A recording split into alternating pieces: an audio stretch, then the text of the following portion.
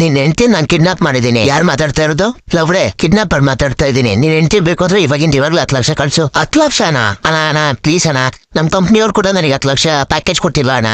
Boli Magane, IT company ಕೆಲಸ ಮಾಡ್ತಿದ್ಯಾ, 10 lakh package ಕೂಡ ಇಲ್ವಾ ನಿನಗೆ? ಅಣ್ಣ, ನಂದು ಸರ್ವಿಸ್ ಬೇಸ್ ಕಂಪ್ನಿ ಅಣ್ಣ. ಲೌಡ ಅಂದ್ರೂ 10 ಲಕ್ಷದ ಪ್ಯಾಕೇಜ್ ಕೊಡಲ್ಲ. ಬೋಳಿ ಮಕ್ಳು ಹೋದ್ ವರ್ಷ ಬರೀ 5% ಎಕ್ಸ್ಟ್ರಾ ಕೊಟ್ಟಿದ್ದಾರೆ. ಏನೋ ಇಷ್ಟೊಂದು ಕಮ್ಮಿನಾ ನಿನ್ಗೆ? ಇದಕ್ಕಿಂತ ನಮ್ದೇ ಪರವಾಗಿಲ್ಲ. ಒಂದ್ ಕಾಲ್ ಹಾಕಿದ್ರೆ ಸಾಕು 15% ಜಾಸ್ತಿ ಕೊಡ್ತಾರೆ. ನೋಡಿ ಅಣ್ಣ, 12 ಅವ್ರ ಕೆಲಸ ಮಾಡ್ತೀನಿ, ಆದ್ರೂ 5% ಹೈಕ್ ಮಾಡಿದಾರೆ ಅಷ್ಟೇ. ನನಗೆ 7 ವರ್ಷ ಕಂಟಿನ್ಯೂಸ್ ಕೆಲಸ ಮಾಡಿದ್ರು 10 ಲಕ್ಷದ ಪ್ಯಾಕೇಜ್ ಕೊಟ್ಟಿಲ್ಲ. ಮಿಂಡ್ರಬಿಡ್ದವ್ರು ಹೋಗ್ಲಿ ಬಿಡು. ನನ್ ಜೊತೆ ಕಳ್ತನ ಮಾಡ್ತೀಯಾ? ರೆಫರ್ ಮಾಡ್ಲಾ ನಮ್ ಗ್ಯಾಂಗಿಗೆ?